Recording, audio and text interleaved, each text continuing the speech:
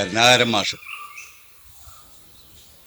പണ്ട് ഒരു 30-35 വർഷം മുമ്പാ മാഷ് ഇവിടുത്തെ സ്കൂളിൽ താൽക്കാലിക അധ്യാപകനായിട്ട് വരുന്നത്. മാഷ് ഇവിടെ 2 വർഷം ഉണ്ടായുള്ളൂ വെച്ചാലും നാട്ടുകാർക്കൊക്കെ വലിയ കാര്യമായിരുന്നു.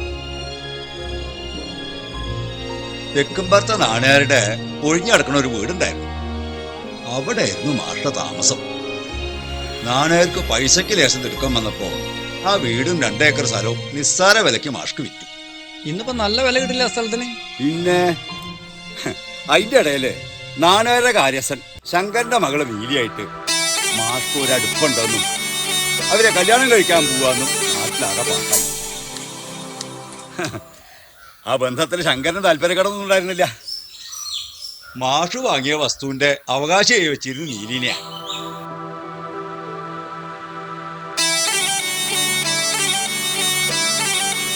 ഈ ചിങ്ങം കഴിഞ്ഞ നീലിയുടെ കാര്യത്തിലൊരു തീരുമാനം ഉണ്ടാക്കണം. എല്ലാം നമ്മുടെ പെണ്ണിന്റെ ഭാഗ്യ. അല്ലെങ്കിൽ ഇത്രയും വലിയൊരു വീടിന്റെ അവകാശം അവർക്ക് പറ്റുമോ? മാഷ അവിടെ നാട്ടുകാർക്കൊക്കെ വലിയ കാര്യമാണ്. അതന്നെ നമ്മുടെ നീലിപ്പെണ്ണിന്റെ ഭാഗ്യല്ലേ. എന്ത് വിറ്റ് പെറുക്കിട്ടാണെങ്കിലും വേണ്ടില്ല, അവളുടെ മംഗലം നമുക്ക് കേമായി നടത്തണം. അച്ഛൻ എന്തൊക്കെയോ കണക്ക് കൂട്ടുണ്ട് കേട്ടോ. നിനക്ക് വല്ല മുറച്ചെറുക്കന്മാരുണ്ടോ? എന്തേ? ഇനി അവരെ കൊണ്ട് നിന്റെ മംഗലം കഴിപ്പിക്കാൻ വല്ല ആലോചന? കരുനാക്കൊണ്ടൊന്നും പറയല്ലേ കേട്ടോ. ഈ ചിങ്ങം കഴിഞ്ഞ നമ്മുടെ കല്യാണം നടത്താൻ അച്ഛൻ പറഞ്ഞത്. അതുവരെയൊക്കെ കാത്തിരിക്കണോ? പിന്നെ പറ്റെങ്കിൽ നാളെ തന്നെ ആയാലും എനിക്ക് കുഴപ്പമില്ല. വലിയ തമാശ. അല്ലെന്നേ, ഞാൻ കാര്യമായിട്ട് പറഞ്ഞതാ. കല്യാണം കഴിഞ്ഞിട്ട് വേണം. എന്ത്? ഏയ് നീലി നിക്ക്.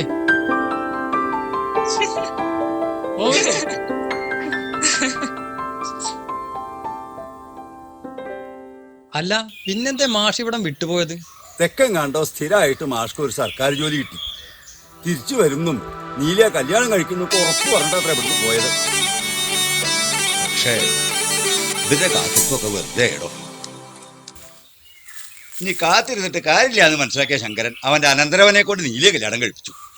അന്ന് മാഷ് വാങ്ങിയ സ്ഥലത്താണ് ഇന്ന് ശങ്കരന്റെ ചെറിയ മകനും മരുവളും താമസിക്കണത്. ഓ, ആ വീടിനെ ചുറ്റിപ്പറ്റി ഇങ്ങനൊരു കഥയുള്ള കാര്യം എനിക്കറിയില്ലായിരുന്നു. ഇന്നിപ്പോ ആർക്ക് വേണം കഥയും ചരിത്രമൊക്കെ? മാഷ് തിരിച്ചു വന്ന സ്ഥിതിക്ക് ഇനിയിപ്പോ ഇവരുടെ കാര്യം എന്തായാലും ഇപ്പൊ അത് അയാളുടെ സ്ഥലല്ലേ. ഇപ്പൊ ശേഷിച്ച കാലം ഇവിടെ താമസിക്കാച്ചിട്ടാവും. അതോ കിട്ടിയ കാശിനൊക്കെ വിറ്റ് പെറുക്കി പോവാച്ചിട്ടാണോ അതും അറിയില്ല. രണ്ടായാലും ശങ്കരന്റെ മകനും മരുവളും പെരുവഴിയിലാവും. സംശയം എന്താ? അച്ഛൻ മരിച്ചിട്ട് 6 വർഷമായി. ഓ, നീലി ഏട്ടത്തിനെ ചെറുപ്പത്തേക്കാണ് കെട്ടിച്ചിട്ടുള്ളത്. അമ്മയുടെ മോൻ തന്നെയാ. എന്ത് കുട്ടികളുണ്ട് മാഷ്ക്ക്. ഭാര്യ മരിച്ചിട്ട് 2 വർഷമായി. മക്കള് 3 ആള്. അവരൊക്കെ ഇപ്പോൾ പുറത്താ.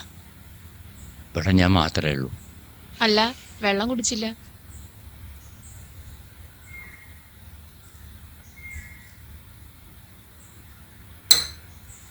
എന്നാ മാഷിരിക്കും, ഞാൻ പോരാ.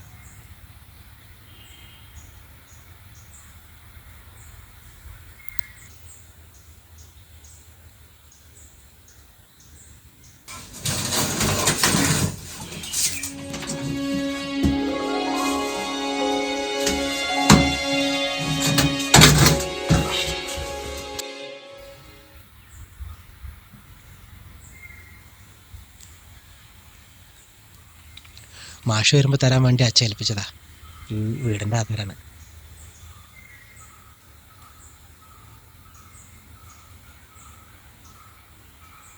മുപ്പത്തഞ്ച് വർഷം മുമ്പാ അന്ന് നാണുകാർക്ക് കാശിനെതിരെ ആവശ്യമുണ്ട് എന്ന് പറഞ്ഞപ്പോൾ കയ്യിലുള്ളതൊക്കെ നുള്ളിപ്പെറുക്കി കൊടുത്തിട്ടാ ഈ വീടും പറമ്പും വാങ്ങിയത്.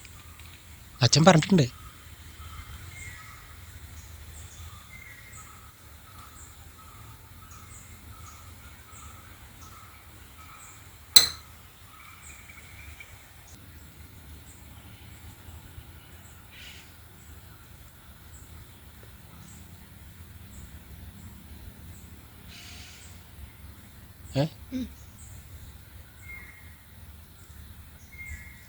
ആ വാതിലാണ് ചാരിക്കോ. എന്തുദ്ദേശിച്ചാ കിഴവന്റെ വരവ്? ഒക്കെ നിങ്ങളെ പറഞ്ഞാ മതി.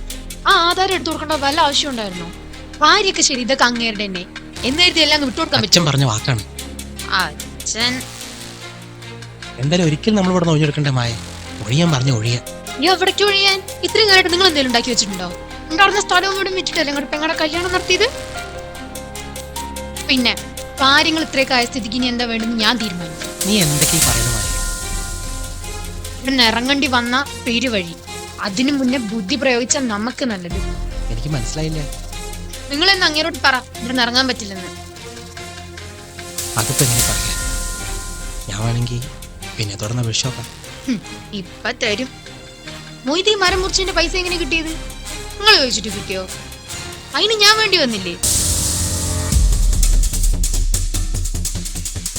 എന്റെ മായ ഈ ബേജാറാണ്ടിരിക്കെ. മാഷോട് ഞാൻ ചോദിച്ചോട്ടെ. അവള് ചോദിക്കണ്ട. ഞായാണോ മായ ഈ പറയണത്? ഇത്രയും കാലം നമ്മള് വാടകക്കാരെ പോലെ ഇവിടെ കഴിഞ്ഞു. ഒഴിയാൻ പറയുകയാണെങ്കിൽ ഒഴിയാൻ. എന്നിട്ട് എവിടേക്ക്? വാടക വീട് നോക്കാം. വാടക വീട്.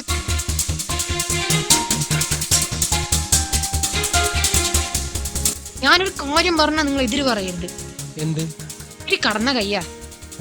കേട്ടെടുത്തോളം മാഷ്ക്ക് വേണ്ടപ്പെട്ടവരാരും ഇവിടെ ഇല്ല. പിന്നെ മക്കൾ അവരാണെങ്കിൽ നാട്ടിലുമില്ല. മാഷിക്ക് ഇപ്പൊ എന്ത് സംഭവിച്ചാലും വേറെ ആരും ഒന്നും അറിയാനും പോണില്ല. അല്ല എന്താ ഈ പറയണത്? അയ്യോ ചതി, വേണ്ട മായ, വേണ്ട, അത് ശരിയാവില്ല. എന്താ ഈ പറയണത്? അത് വേണ്ട മായ, അത് ശരിയാവില്ല, ശരിയാവില്ല. ഒന്ന് അടങ്ങ് മനുഷ്യ. ഒന്നും അറിയണ്ട, ഒക്കെ ഞാൻ ചെയ്തോളാം. എന്റെ കൊട്ടത്തെ ദൈവങ്ങളെ, കാരണവന്മാരെ മിണ്ടരുത്. മുണ്ടേക്കോട്ട് കുടുംബം എന്റെ തറവാട്. അന്ന് ആ വിചാരം ചെയ്തിട്ട് തന്നെ തമ്പ്രാക്കന്മാരുടെ ഞങ്ങൾ ജീവിച്ചു പോകുന്നത്. ലക്ഷങ്ങൾ വിലപിടിപ്പുള്ള വസ്തുവാ. ഇത് പോവാൻ ഞാൻ സമ്മതിക്കില്ല. എന്നാലും മായ, ഒരെന്നാലും ഇല്ല. പോയിരുന്നു മൂവാതെ.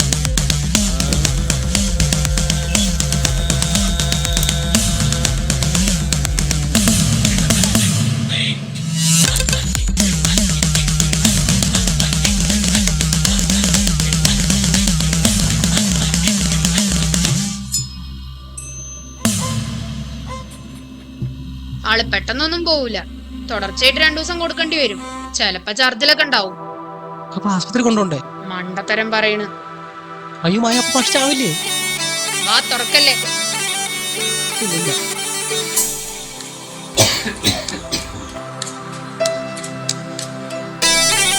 ആ ആൾ എണീറ്റു തോന്നുന്നു.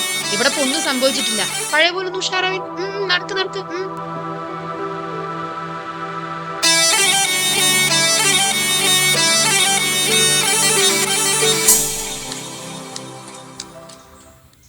ഞാനൊന്ന് മയങ്ങിപ്പോയി. ചായ കുടിച്ചോളൂ.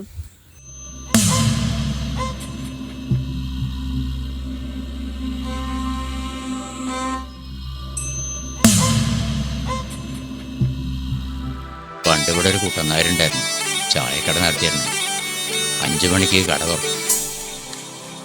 ഞാനൊരു 5:30 6 മണിയാകുമ്പോൾ പോയിട്ട് അവിടുന്ന് ഒരു ചായ കുടിക്കും. ചായ തണുക്കും. ഞാൻ 2 വർഷം ഇവിടെ ഉണ്ടായിരുന്നുള്ളൂ. അന്നത്ര വീടുകളൊന്നും ഇവിടെ ഉണ്ടായിരുന്നില്ല.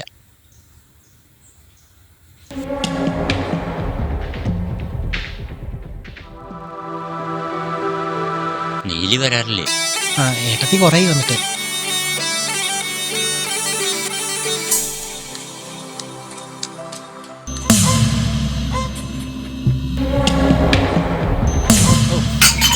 അയ്യോ മാഷേ, എന്തേ മുണ്ടിലായോ? ഇല്ല, കൈയൊന്ന് പറിച്ചത്.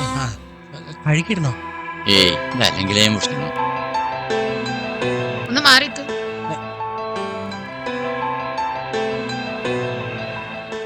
പഴവൻ ഒടുക്കത്ത ആയുസാ. മാഷിരിക്കൂ, ചായ വേറെ ഉണ്ടാക്കും. ഏയ്, ഇനിയിപ്പോൾ ആദ്യം ചായ ഉണ്ടാക്കൊന്നും വേണ്ട. അതെ അതെ. ഏതായാലും നിങ്ങളെയൊക്കെ കണ്ടതിൽ വലിയ സന്തോഷം. മരിക്കണതിന് മുമ്പേ ഇവിടെ ഒന്ന് വരാനേ ഉദ്ദേശം ഉണ്ടായിരുന്നുള്ളൂ. നിങ്ങൾ ഇനിയുള്ള കാലം ഇവിടെ തന്നെ കഴിയുക നിങ്ങൾക്ക് അവകാശപ്പെട്ടതാ.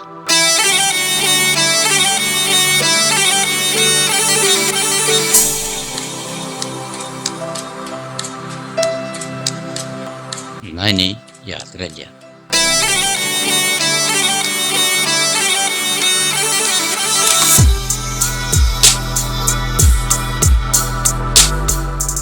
അന്ന് നീലിനെ കല്യാണം കഴിക്കാണ്ട് മാഷ് ഇവിടുന്ന് പോവാൻ വേറെ എന്തോ കാരണാന്നൊരു മുറുമുറുപ്പുണ്ടായിരുന്നു. ആണോ? അതെന്താണെന്ന്? യഥാർത്ഥത്തില് എന്താ ഉണ്ടായെന്നുള്ളത് അവർക്ക് രണ്ടാൾക്കും തന്നെ അറിയൂ.